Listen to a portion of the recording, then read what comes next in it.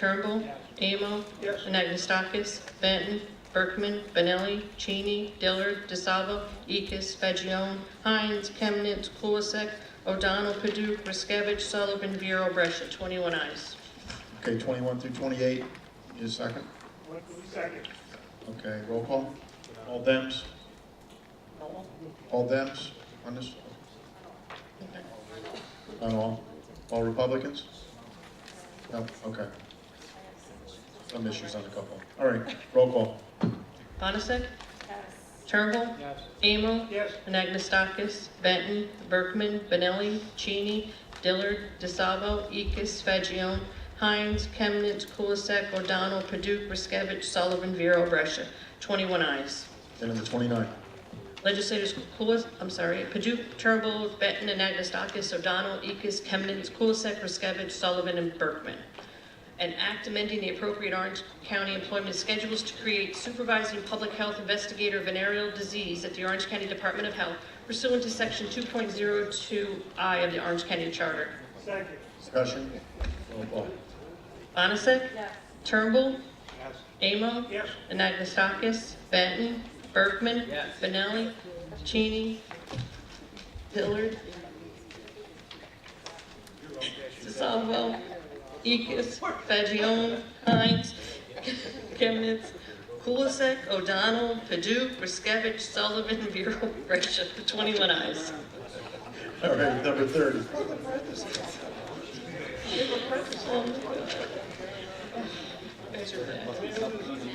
Okay.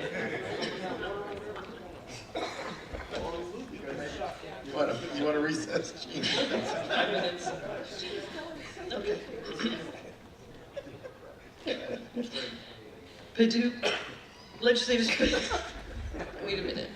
Legislators Paduk, Turnbull, Benton, Anagnestakis, O'Donnell, Ekis, Chemnitz, Kulisek, Riskevich, Sullivan, and Berkman. An act amending the appropriate Orange County employment schedules to amend Act Number 56 of 1989 at the Orange County Department of Health to add a public health investigator, parentheses, venereal disease, position is grant funded pursuant to section 2.02I of the Orange County Charter. Second. Discussion? Roll call. Onasek. Yes. Turnbull. Yes. Amo. Yes. Anagnestakis. Benton. Berkman. Benelli. Cheney. Dillard. DeSalvo. Ekis. Fagione. Hines. Chemnitz. Kulisek. O'Donnell. Paduk. Riskevich. Sullivan. Vero. Brescia. 21 ayes. Okay, 31. Legislators Turnbull, Paduk, Anagnestakis, O'Donnell, Ekis, Chemnitz, Kulisek, Riskevich, Sullivan, and Berkman. An act amending the appropriate Orange County employment schedules to create the title of Senior Youth Compliance Worker per diem at the Orange County Department of Health pursuant to section 2.02I of the Orange County Charter. Second. Discussion? Can you hear me on that too? Yes, I can. We can. Roll call. Bonasek. Yes. Turnbull, Yes. Amo, Yes. Anagnestakis, Benton, Berkman, Benelli, Cheney, Dillard, DeSalvo, Ekis, Fagione, Ekis, Fagione, Hines, Chemnitz, Kulisek, O'Donnell, Paduk, Riskevich, Sullivan, Vero, Brescia. 20 ayes, 1 no. Okay, 32. Legislators Turnbull, Fagione, Benton, and Benelli. An act amending the appropriate Orange County employment schedules to create senior accountant and abolish accountant at the Orange County Department of Finance pursuant to section 2.02I of the Orange County Charter. Second. Discussion? Roll call. Bonasek. Yes. Turnbull, Yes. Amo, Yes. Anagnestakis, Benton, Berkman, Benelli, Cheney, Dillard, DeSalvo, Ekis, Fagione, Hines, Chemnitz, Kulisek, O'Donnell, Paduk, Riskevich, Sullivan, Vero, Brescia. 21 ayes, Mr. Chairman, and the desk is clear. Okay, we have 6 speakers signed up. First speaker, Jerry Cook from Mount Hope regarding CPV and Legoland.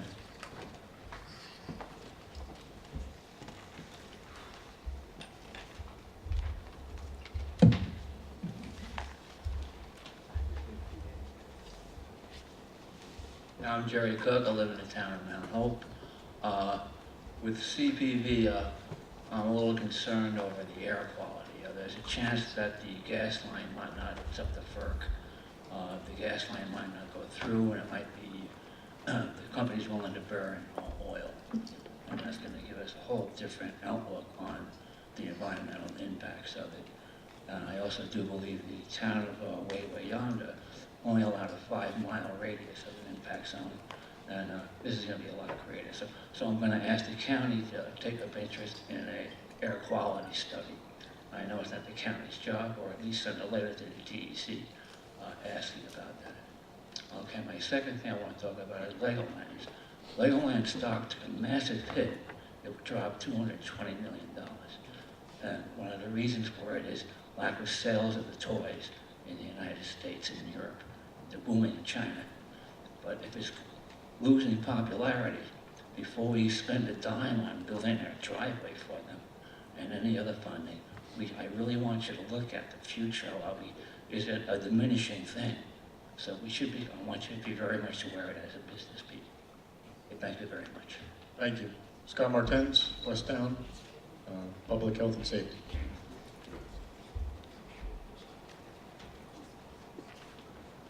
Well, I was actually going to tell a similar joke than the guy, so I'm just not going to say it. I have a whole different thing. Scott Martens, you all know me by now. I'm here to address you about the problems inherent with the CPV power plant. I first want to give you guys an update because last week the New York State DEC denied the water quality permit for the Valley Lateral Pipeline that is necessary for this plant to become operational. I know Jerry said that they are allowed to burn oil, diesel oil, for 30 days, but if a power plant can only run for 30 days in a year, it's not really feasible. So what this decision means from the DEC for you all is that the door's open. It's not done deal. There's still time. It's not too late for you to make the right decision and stand up for your constituents. Overwhelming public support to shut this place down and not allow it to happen. Anybody out there that is properly informed about this issue is against it. It's common sense at this point with the climate change issues that we're seeing everywhere. And I know time and time again, oh, this is not a county issue. It's obviously a county issue. It went before the county in 2012. You all signed a resolution voicing your support for it. As did Steve Newhouse in a letter written by Maureen Hallahan to Governor Cuomo, signed, voicing his support. But now, he's a smart man. He reevaluated. He said, you know what? I need to relook at this. And he decided that he's now against the CPV power plant. This is the county executive. Now, what about all of you? Are you going to reevaluate your position now knowing that the DEC themselves has denied the water quality permit on the grounds that the original environmental impact statement was insufficient? What that means is that if you did educate yourselves based on what was given, it was wrong. And the DEC has now admitted that. So it's up to you all to decide, like I've said to you many times now, whether or not you're going to stand up for your constituents and actually do something about this. Or you're just going to remain silent and do nothing, like you have been. It was amazing for me to be here today to witness such support for an issue. Almost all of you spoke about it. And I'm thinking that, I'm sitting there, I'm thinking to myself, we get all this support for this issue, but not one of you wants to open up a line of communication about the biggest power plant in New York State, right next to Middletown, the city of Middletown. The environmental justice impact alone is staggering, like I've said before. It's unbelievable. Thanks, Scott. Just want you guys to think about the children involved here. Think about the first responders And Melissa, who are you going to have have to next. respond to this and put their lives at risk for the decision that we make this case.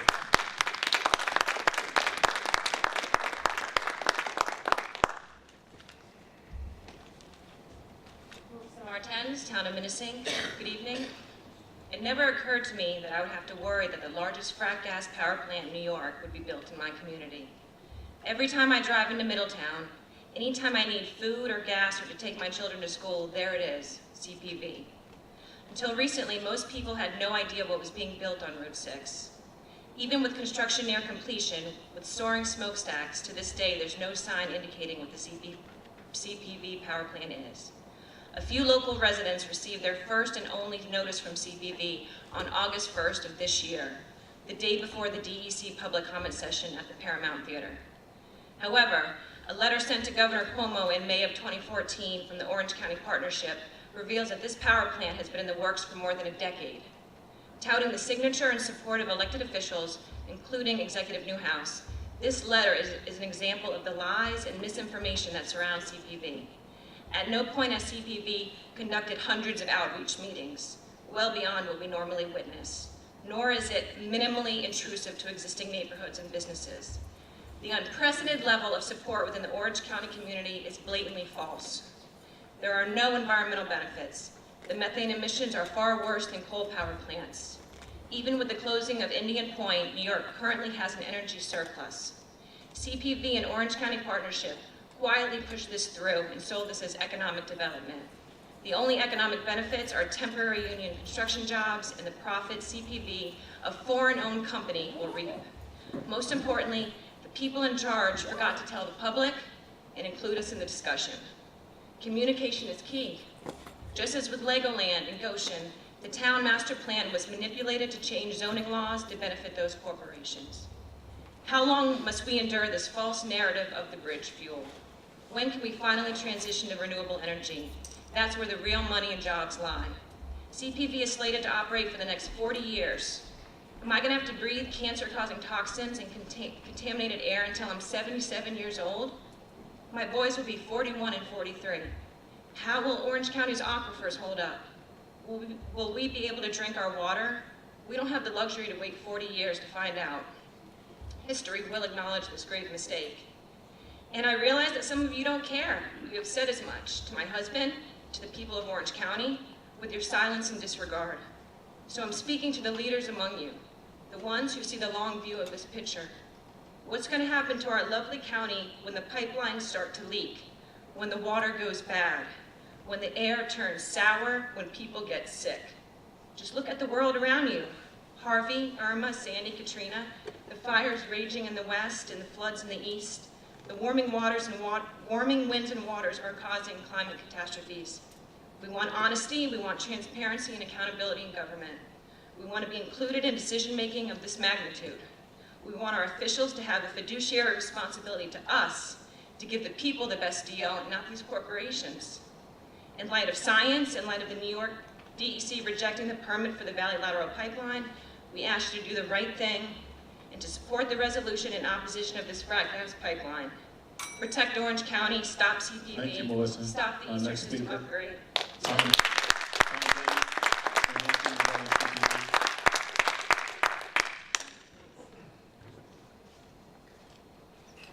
Hello, everybody. Tom Denny from Wawayanda. I became interested in this power plant when I started getting headaches. I needed to go to a specialist for an MRI. Turns out that the headaches were not due to a cancer. I started reading on Google, investigating, and found out about the Baum family who moved away from the Minisink compressor station because the husband was getting so sick at home when he went to New York City to his job with low ceilings and fluorescent lighting, his headaches would go away. He was being poisoned by the Minisink compressor station. There is a study out, if any of you want to see the study about the toxins that come out of the Minisink compressor station. I can put you in touch with that. My wife and I recently spoke at the EPA. We heard many stories of what's happening in Pennsylvania. We have friends in Pennsylvania who can't drink their water. They get rashes if they try and take a shower. They have water buffaloes. Cabot Oil has bought them treatment centers for their houses, and they've got gag orders. Fracking has destroyed Pennsylvania. We just went out to Colorado. It's all over Colorado, Utah. In Kansas, there are wind farms that would make anybody drop their mouth open. Thousands of wind turbines creating energy. I'm confused why, with climate change on the rise, anybody who denies climate change needs to go back to kindergarten and read Dick and Jane, because climate change is real. We need to get off of fossil fuels. Tulsi Gabbard has just come out with a bill she's going to be presenting called the OFF Bill, or the OFF Act, off fossil fuels, where she wants the country to be off fossil fuels by 2035. We've got Scott Pruitt leading the EPA. That's as bad as Betty Crocker running a diet camp. Thank you. Mary Lou Dietrich from Middletown regarding CPV. Mary Lou here? Okay, next up, Rhoda Mack from Monroe, critical look at the CPV power plant for OC.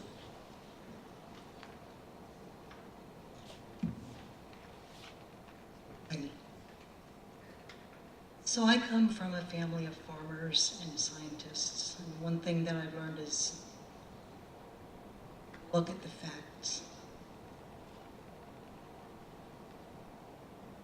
And this CPV power plant has come in kind of under the radar, and it's come in with our assumptions about growth based on last century. But we're in a new century, very different now. As an aside, if you look at Houston, one of the problems with Houston was that those environmentalists were saying, oh, you can't build in the wetlands, you can't just concrete over all this area that water is needing to percolate through. And they were tossed out because they weren't looked at, they weren't seriously considered. We have to get past that mindset. We're in that mindset here. And it's time to look at the fact. My brother was a professor at Cornell University. Tells me that one of the really good guys is Dr. Tony Ingraffia. And you really need to look at his expert testimony on this power plant. Dr. Ingraffia started out as a scientist engineer trying to figure out how to do fracking safely. He was working with companies in Pennsylvania until he realized no matter what engineering he came up with, this is a catastrophic idea. Now we have this plant coming into being in Orange County that is going to necessitate 40 years, and over 40 years of continued fracking. Hello? Which century are we trying to live in? 8,000 new fracking wells in Pennsylvania. This power plant is going to add 10% to New York State's greenhouse gases. 10%. We're trying to go in the other direction.